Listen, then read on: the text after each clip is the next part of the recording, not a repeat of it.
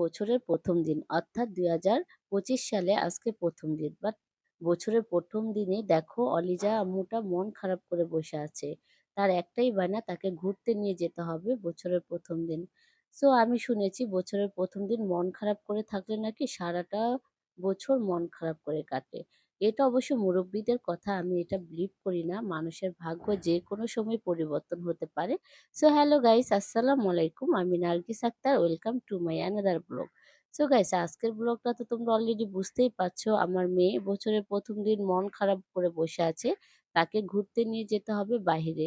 So কি আর করার, let's go. এখন আমি আমার মেয়েকে নিয়ে বাইরে ঘুরতে যাব। তো সেই ব্লগটাই তোমাদের সাথে শেয়ার করব। সো এই যে দেখো, ফাইনালি আমি আর আমার মেয়ে রেডি হয়ে গেছি। মামুনি তোমাকে খুব সুন্দর লাগছে। তাই অলিজা, থ্যাংক ইউ। সো গাইস, এই যে দেখো আমরা মামি রেডি হয়ে গেছি। সো আমি আজকে শাড়ি পরেছি যেহেতু বছরের প্রথম দিন, তো একটু শাড়ি পরলাম। আর আমাকে এই শাড়িটা আমার বড় আপু পরিয়ে দিছে।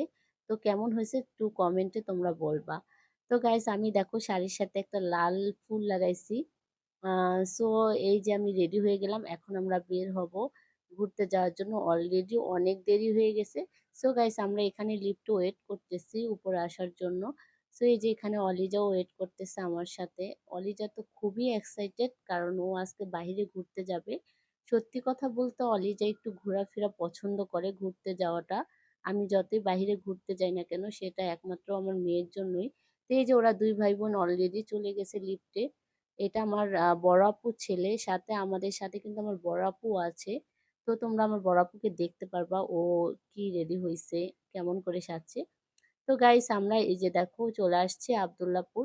বাট গাইস, আনফরচুনেটলি আমরা আবদুল্লাপুর আস্তে আস্তে অলরেডি মাগরিবের সময় হয়ে গেছে।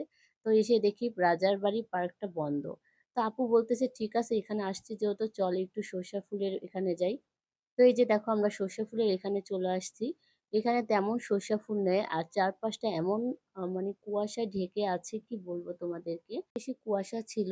আর অলরেডি মাগরিবের আজান দিচ্ছিল চারপাশে। এই যে আমার বড় আপুকে দেখতেছে, ও লাল শাড়ি পরেছিল আজকে। তো আপু বলতেছে এখানে ওকে কিছু ছবি তুলে দেওয়ার জন্য আমাকে বলছিল। এই যে বড় আপুকে দেখো, ওকে কেমন লাগছে অবশ্যই কমেন্টে জানাবা। তো এটা কিন্তু আমরা বাসায় নিজেরা নিজেরা রেডি হয়েছি। তো আমাদের কি গেটআপটা কেমন হয়েছে তোমরা কমেন্টে জানাবা। এখানে আমি আপুকে মানে ছবি তুলে দিচ্ছিলাম ওর ছেলের সাথে। কারণ এই যে দেখো সর্ষা ফুল যখনই আসে তখনই মানুষ সর্ষা ফুলের খেতে এসে ছবি তোলে, এটাই স্বাভাবিক। তো আমরাও তুলছিলাম। বাট অলরেডি দেখো সন্ধ্যা হয়ে গেছে আর এই চারপাশটা এতই নীরব ছিল, আমার তো খুবই ভয় লাগছিল। আর অলিজা তো খুবই খুশি, দেখো এখানে ও অনেক সর্ষা ফুল ছিঁড়ে খেলা করতেছিল। তো ফাইনালি সন্ধ্যা হয়ে গেছে, আমরা এখান থেকে বেরিয়ে যাচ্ছিলাম। আমরা কোনো একটা ক্যাফেতে যেয়ে বসবো। তো এখানে এই যে দুই ভাই বোন অলরেডি মারামারি শুরু করে দিছে ফুল নিয়ে, কারণ দুজনই অনেকগুলা ফুল ছিঁড়ে নিয়েছে। তো গাইস, এখানে দেখো লাভ ফুড ক্যাফে ছিল। তো এখানে আমরা আসলাম কারণ এখানে আবদুল্লাপুর সন্ধ্যার সাথে সাথে সম্পূর্ণ মানে ক্যাফে রেস্টুরেন্ট যা আছে সব বন্ধ করে দিছে। আমাদের আসতে একটু লেট হয়েছে, যার জন্য দেখো আমরা এখন আর কি করব, এখানে বসবো খাওয়ার জন্য। ক্যাফেটাও মোটামুটি খারাপ ছিল না, দেখো চারপাশটা খুবই সুন্দর ছিল আর নিরিবিলি খোলা আকাশের নিচে।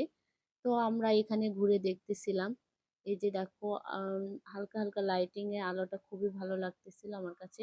তো এটা ওপেন ছিল বাট এত পরিমাণ ঠান্ডা পড়ছিল। তো ওপেন রেস্টুরেন্টে খাওয়াটা খুবই একটা টাফ হয়ে যায়, বাট কিছু করার নাই, আমাদের কাছে কোনো ওয়ে ছিল না। তো আমাদের এখানেই খেতে হবে।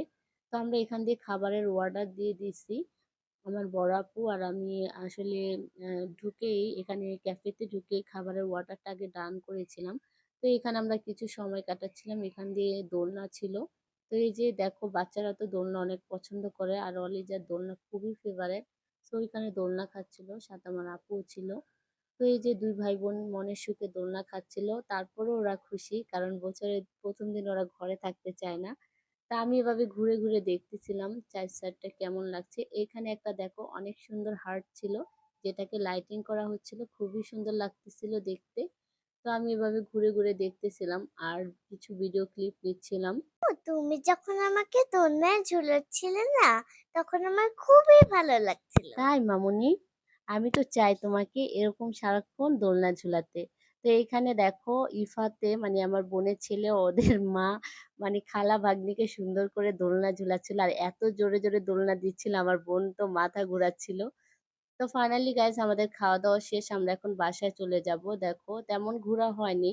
আসলে আমরা যেরকম মানে চাইছিলাম বাচ্চাদেরকে নিয়ে একটু ঘুরবো, ওদেরকে রাইডটারে উঠাবো বাট তেমন রাইডও ছিল না। কারণ ওইখানকার রেস্টুরেন্ট থেকে শুরু করে পার্কগুলো সবই অফ ছিল।